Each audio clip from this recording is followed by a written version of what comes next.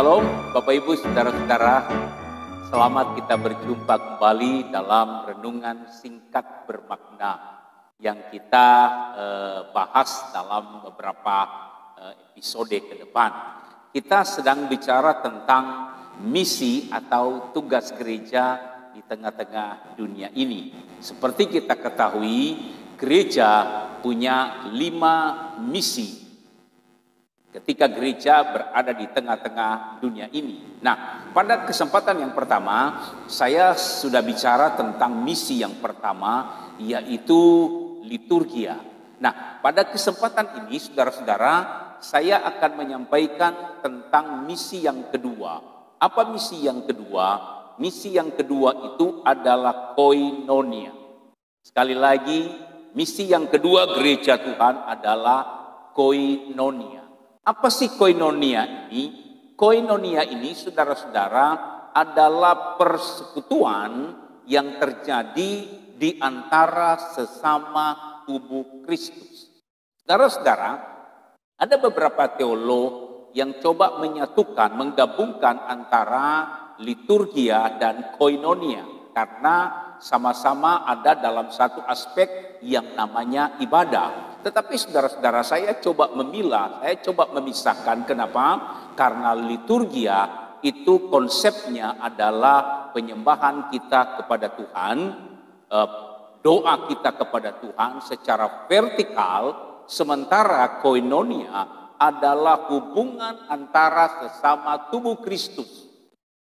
Dan itu berlaku secara horizontal. Memang antara aspek vertikal dan aspek horizontal ini sangat berhubungan erat. Nah, saudara-saudara, di dalam persekutuan tubuh Kristus, saya coba menggambarkan secara singkat, Bapak Ibu Saudara, kita ibaratkan seperti tubuh kita manusia. Kita mempunyai banyak anggota tubuh, ya, ada panca indera, ada lengan, ada kaki, mulut dan lain sebagainya. Saudara-saudara, semua anggota-anggota tubuh ini tentu memiliki fungsi dan tugas masing-masing. Mata punya tugas tentu berbeda dengan tangan, dan kaki berbeda dengan mulut dan lain sebagainya. Tetapi saudara-saudara, walaupun tugas dari setiap organ tubuh ini berbeda, tapi kita adalah satu tubuh. Jika mata yang sedang bermasalah, maka tangan pun harus ikut ambil bagian untuk menyelesaikan apa yang terjadi di mata. Misalkan mata kemasukan debu, Bapak Ibu Saudara-saudara, maka otomatis tanganlah yang akan bergerak untuk mengambil debu itu. Kalau debu itu belum bisa diambil, maka kakilah yang bertugas untuk melangkah ke tempat di mana mata itu bisa diobati. Artinya saudara-saudara, walaupun organ tubuh ini memiliki tugas yang berbeda, tetapi kalau salah satu anggota tubuh ini mengalami masalah, maka semuanya akan merasakan masalah itu. Nah, inilah yang disebut dengan persekutuan tubuh Kristus.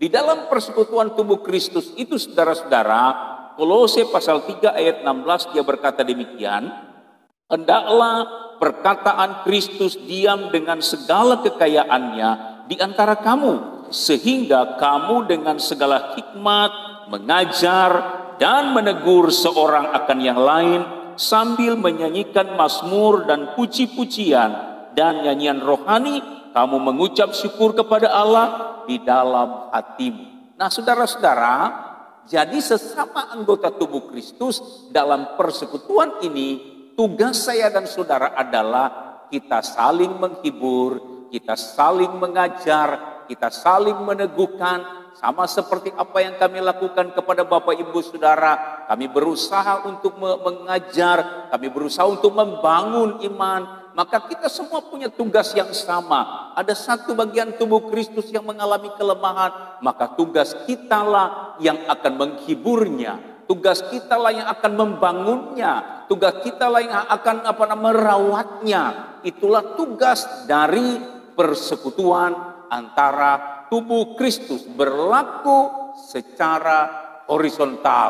Tubuh Kristus yang satu dengan tubuh Kristus yang lain. Paulus pernah berkata kepada orang-orang Roma, dia katakan pada suratnya Roma, di Roma saudara-saudara, diawali dengan perkataan, hai saudara-saudaraku. Paulus tidak bersaudara dengan orang Roma, saudara-saudara. Tetapi kenapa Paulus berkata kepada orang Roma, hai saudara-saudaraku? Karena Paulus merasa bahwa secara rohani orang-orang Roma adalah saudara bersama-sama dengan Paulus.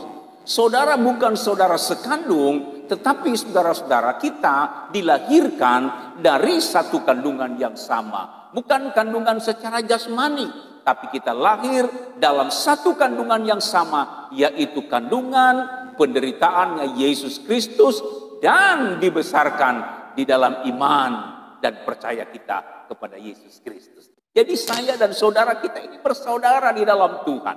Nah, fungsinya ketika kita bersaudara, maka saya dan saudara bukan orang lain. Kita saling menegur kalau ada yang salah, kita saling menasehati kalau ada yang salah jalan, kita saling membangun kalau ada yang lemah, kita saling meneguhkan kalau ada yang kurang kuat. Kita lakukan itu sebagai tugas kita di tengah-tengah dunia ini. Kalau kita membiarkan yang lemah, biarlah yang lemah, yang salah jalan, biarlah dia salah jalan, maka kita tidak melakukan tugas kita dengan baik sebagai pribadi-pribadi yang melaksanakan misi kita di tengah-tengah dunia ini. Terpujilah Tuhan, saya yakin dan percaya Bapak Ibu Saudara kita semua berkobar-kobar semangat kita untuk melayani. Bukan hanya pelayanan kepada Tuhan secara vertikal, tapi juga pelayanan kepada sesama tubuh Kristus secara horizontal. Berkatnya sama. Kalau kita melayani dengan sungguh-sungguh, kalau kita melakukan dengan sungguh-sungguh, menjaga betul tubuh Kristus, maka ketika sang kepala gereja itu datang, maka tubuh Kristus ini akan dimuliakan bersama-sama dengan sang kepala. Saya dan saudara pasti akan menerima berkat yang luar biasa. Semoga kita semua diberkati hari-hari ini untuk menjadi berkat bagi orang lain.